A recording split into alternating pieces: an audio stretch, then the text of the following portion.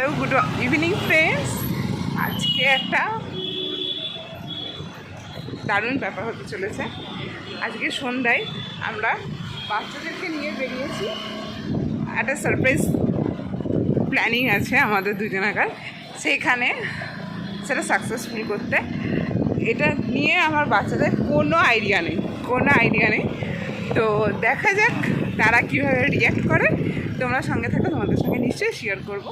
আর অনেক ওয়েলকাম আমার নতুন একটা ব্লগে। Thank you, will continue.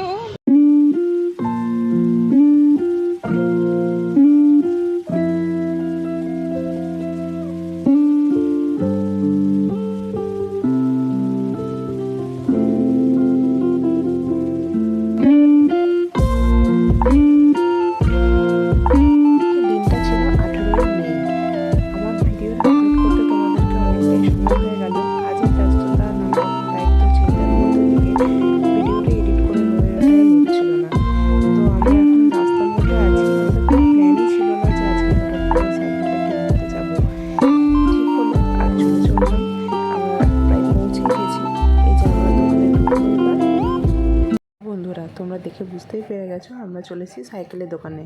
ছেলে মেয়েরা তো দেখে খুবই আনন্দ, খানিকক্ষণ থেমে দাঁড়িয়ে গেল।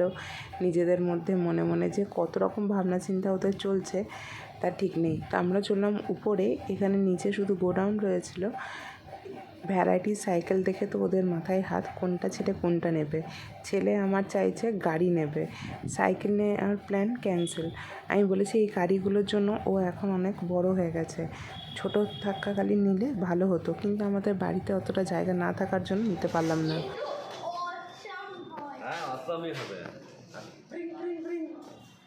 তোমার এই সাইকেলটা পছন্দ? কেমন লেগেছে? ওই একবার চেপে দেখাও।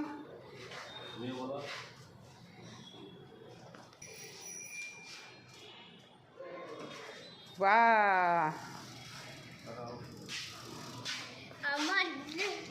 তোমার মুখটা কেন এরকম?